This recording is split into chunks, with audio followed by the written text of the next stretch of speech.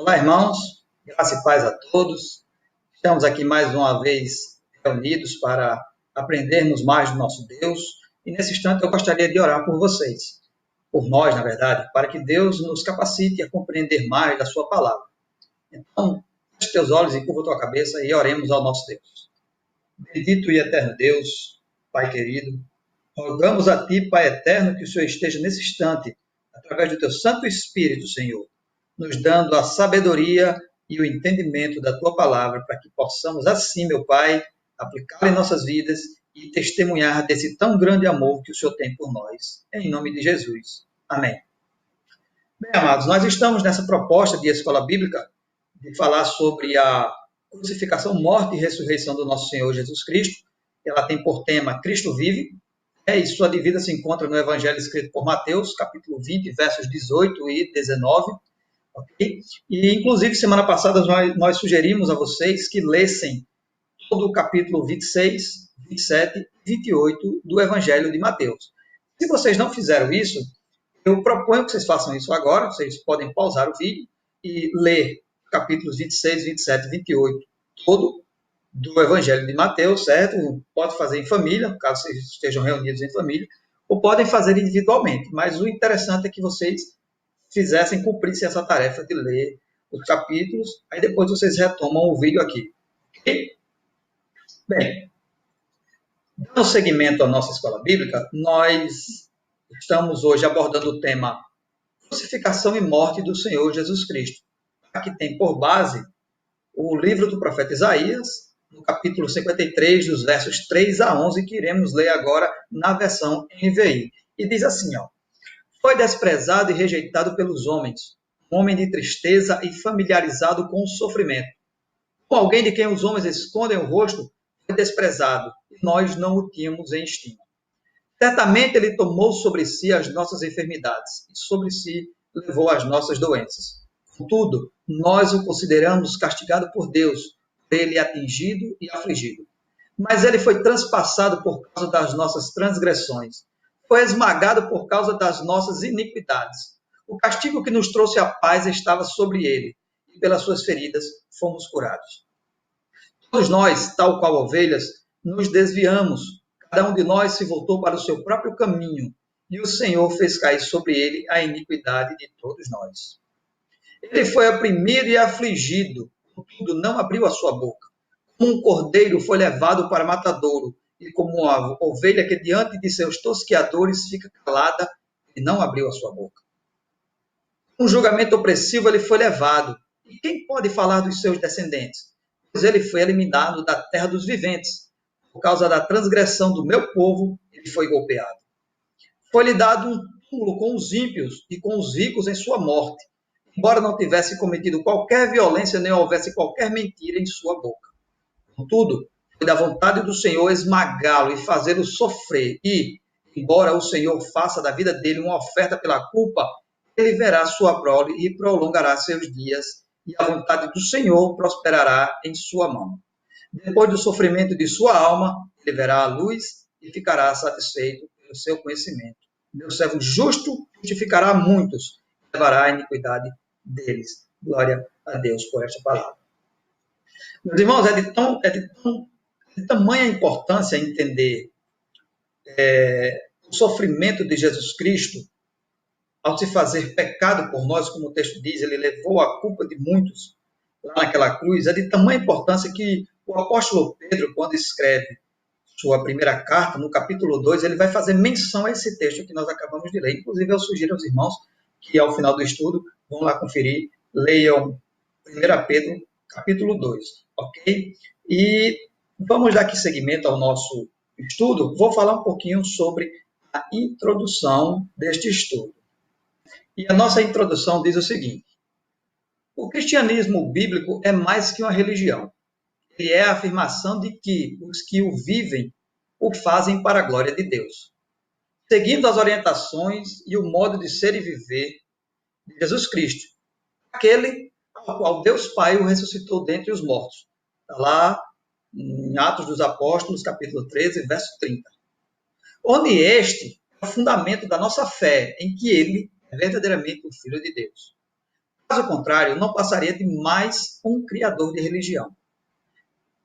Para afirmar ainda mais nossa fé nessa verdade, abordaremos hoje a crucificação e morte de Jesus Cristo à luz da Bíblia. Meus irmãos, por que é que nós dizemos que se a nossa fé que Deus ressuscitou Jesus Cristo dentre os mortos não tivesse verdadeiramente firmado na Bíblia, se nós não tivéssemos esse fundamento enraizado dentro de nós, a nossa religião estaria apenas apontando mais um criador de religiões. É porque outras religiões, várias religiões, na verdade, têm líderes, tá? Tem pessoas que os seguem. Não vou citar nomes para não magoar ninguém, mas nós bem sabemos de muitas, né? Então, o cristianismo é diferente porque Jesus Cristo ele fez algo extraordinário.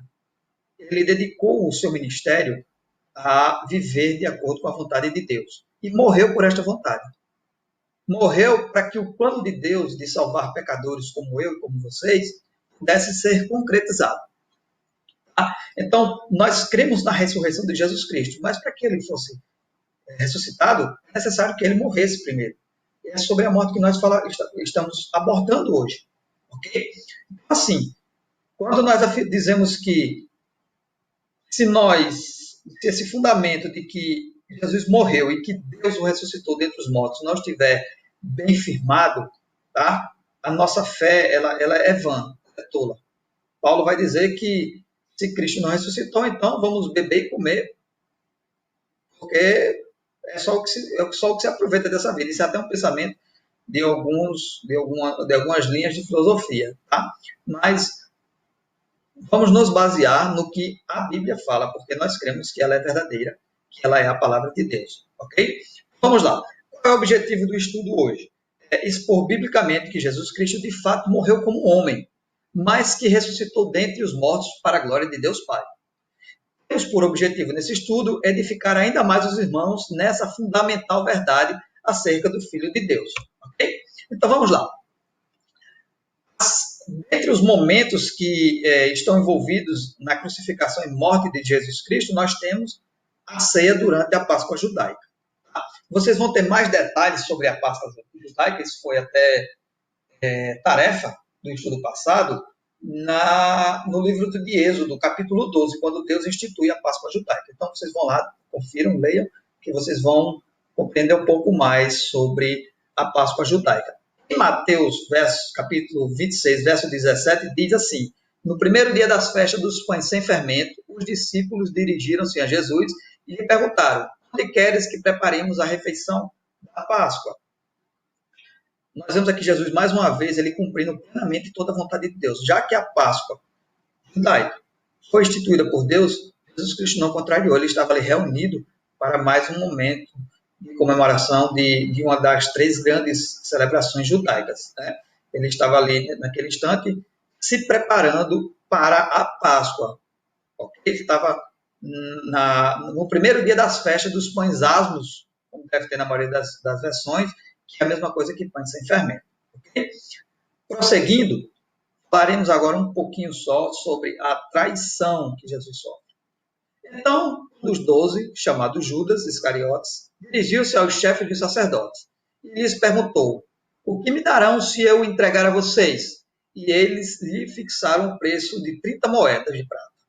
Desse momento em diante, Judas passou a procurar uma oportunidade para entregá-lo. E quando estavam comendo, Jesus disse, já agora no verso 21, digo-lhes que certamente um de vocês me trairá.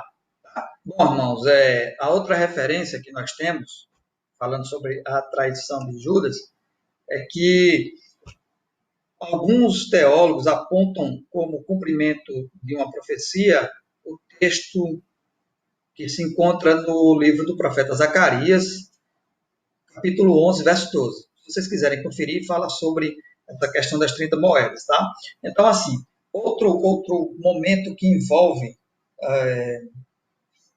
esse momento, né, da crucificação de Jesus, outra circunstância, é a traição de Judas. Ok? Nós não vamos entrar num debate porque é muito teológico e não é o intuito. O intuito da lição de hoje não é trazer complicações, mas sim esclarecimentos. Okay? Então, Jesus estava ali, ele havia se reunido com seus discípulos no primeiro dia da festa dos pães sem fermento, ou pães asmos, né, para preparação para a comemoração da Páscoa, e nessa ocasião Jesus Cristo ele revela que será traído. Tá? Está aí o texto, se encontra em Mateus, dos versos 26, perdão, capítulo 26, dos versos 14 a 16, e o verso 21, como nós acabamos de ler. Certo? Outro momento é a humilhação e a tortura que Jesus passa. Parte desse relato está em Mateus, capítulo 27, dos versos 27 a 31, ao qual nós iremos ler agora, que diz assim: Então, os soldados do governador levaram Jesus ao pretório e reuniram toda a tropa ao seu redor. Tiraram-lhe as vestes e puseram nele um manto vermelho. Fizeram uma coroa de espinhos e colocaram em sua cabeça. Puseram uma vara em sua mão direita e, ajoelhando-se diante dele, zombavam. Salve, rei dos judeus! Cuspiam nele e, tirando-lhe a vara, batiam-lhe com ela na cabeça. Depois de terem zombado dele, tiraram-lhe o manto e vestiram-lhe suas próprias roupas. Então, o levaram para crucificá-lo. E no verso 3 do capítulo 53 de Isaías diz assim: Foi desprezado e rejeitado pelos homens, um homem de tristeza e familiarizado com o sofrimento. Com alguém de quem os homens escondem o rosto, foi desprezado e nós não o tínhamos em estima. Outro momento que acontece antes da crucificação de Jesus Cristo, conforme o profeta Isaías havia descrito, é a tortura e a humilhação de Jesus Cristo. Ele passa por esse momento, e a Bíblia mais à frente vai dar detalhes, nós lemos também em Isaías, que ele faz isso como uma ovelha diante de seus tosqueadores. Tosquear, irmãos, era tirar o pelo da ovelha, deixar ela sem pelo. Tá? O pelo era usado para a confecção de roupas, então, até hoje ainda alguns pastores, alguns criadores de ovelha ainda fazem essa prática, certo?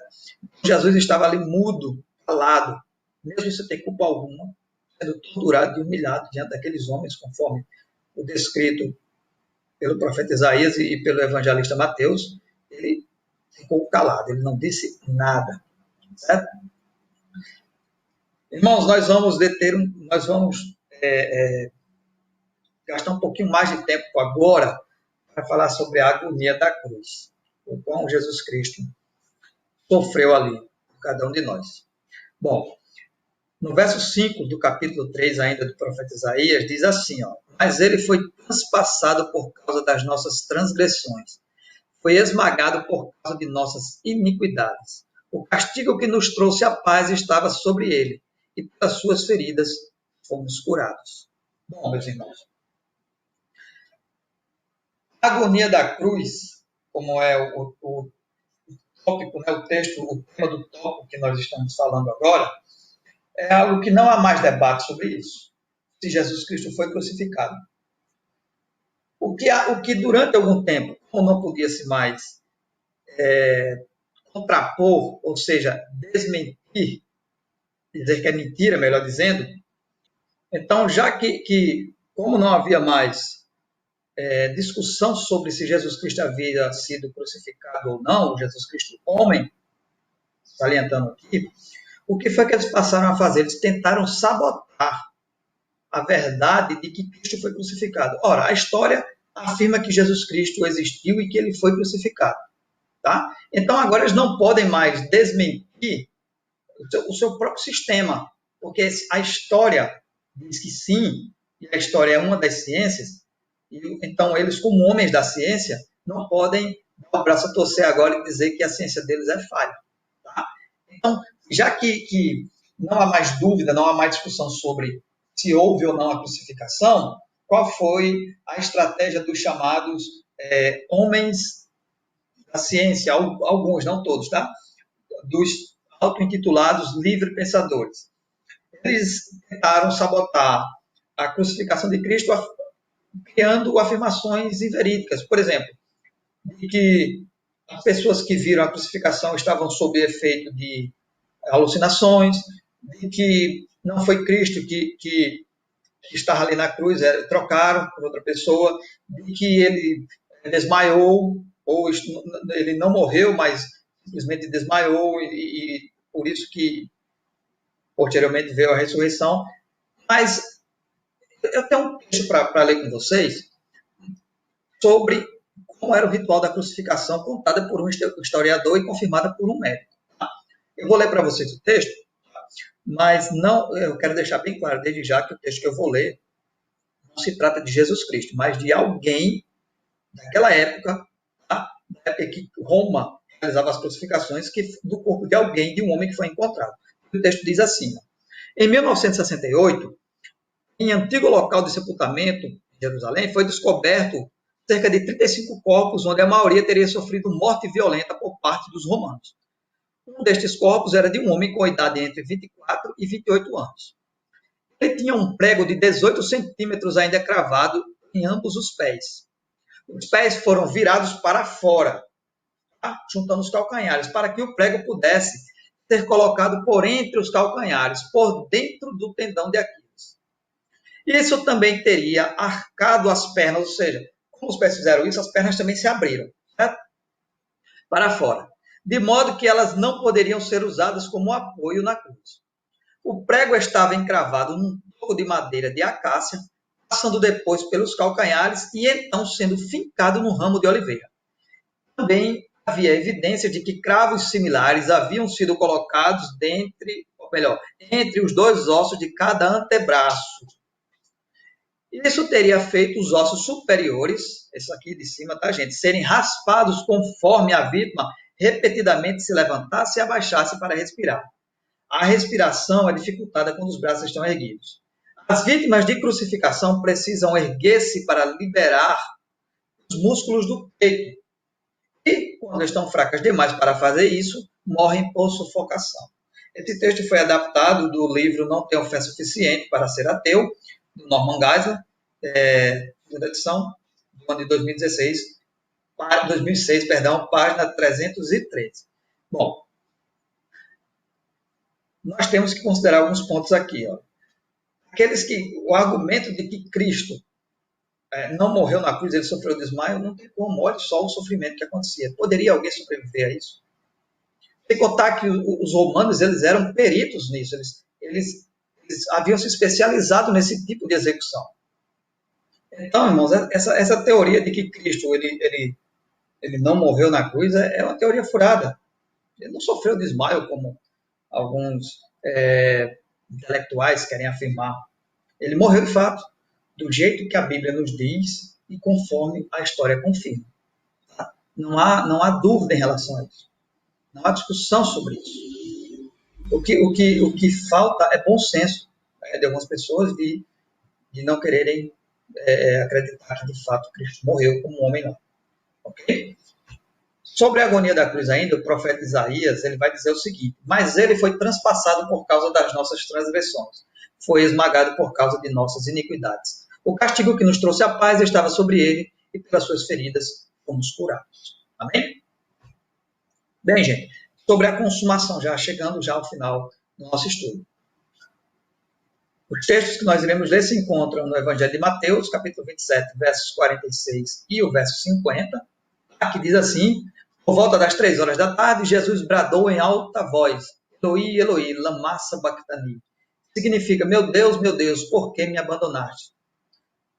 Isso é bem teológico, mas nós entendemos que naquele instante ali, Jesus Cristo, que se fez pecado por nós, apesar de não ter pecado, estava experimentando o salário do pecado, que é a morte, uma separação de Deus. Por isso que ele brada em alta voz do jeito que o texto nos fala, né? Meu Deus, por que me abandonaste, fazendo referência a um salmo. Tá? E no verso 50 diz que depois de ter bradado novamente em alta voz, Jesus entregou o seu espírito. Quando Jesus diz o famoso está consumado ou está pago, certo? É quando ele diz a justiça de Deus foi plenamente satisfeita agora. O preço foi pago. E o verso 10, né, do livro do profeta Isaías, capítulo 53, diz assim: contudo, foi da vontade do Senhor esmagá-lo e fazê-lo sofrer. E, embora o Senhor faça da vida dele uma oferta pela culpa, verá sua prole e prolongará os seus dias, e a vontade do Senhor prosperará em sua mão. Amém? É muito lindo, é muito magnífico plano de Deus para a vida do homem pecador, como cada um de nós, meus irmãos. Porque Cristo estava ali satisfazendo plenamente a justiça de Deus por amor de cada um de nós. E concluindo nosso estudo, nós dizemos o seguinte: podemos concluir que há um objetivo na entrega de Jesus em sua morte substitutiva na cruz, para que nele nos tornássemos justiça de Deus, segundo os Coríntios, capítulo 5, verso 21. Por este motivo, sua morte é um fato e não uma hipótese. Não existiu um engenhoso plano enganador para tapear as pessoas, como muitos afirmam. Não houve uma estratégia para encenar uma execução romana. Nem tampouco Cristo reivindicou sua divindade para escapar do sofrimento da cruz. Vai dizer que, se possível, passe dele esse cálice, contudo seja feita a vontade do Pai. O fato é, Cristo sofreu o nosso castigo para que hoje possamos ter paz com Deus. Ele satisfez plenamente a justiça de Deus, bebendo o cálice outrora preparado para nós pecadores. E por conta do mérito deste sacrifício, podemos ter vida plena eternamente, a começar nesta vida. E esse foi o nosso estudo de hoje, meus irmãos. Eu rogo a Deus que tenha edificado a vida de vocês, que vocês possam aproveitar. Tá? Eu vou pedir que deixe na descrição do vídeo os telefones de WhatsApp meu e do pastor Berg, para que qualquer dúvida, qualquer eventual dúvida que venha a surgir, vocês entrem em contato conosco, irmãos, para que nós possamos esclarecer quaisquer possíveis dúvidas, tá? Ou apenas dialogar sobre o que vocês absorveram de informação hoje, ok? Ficaremos muito felizes com a participação de vocês. E como material utilizado para a realização desse estudo de hoje, usamos, né, no caso, o livro do Norman Geisler e do Frank Turek, que é o Não Tem Fé Suficiente para Ser Ateu, o Cristianismo Básico, do John Stott, e a Bíblia de Estudo Genebra. Amém, irmãos? E esse foi o nosso estudo de hoje. Que Deus esteja abençoando a todos vocês e até a próxima oportunidade, em nome de Jesus. Amém.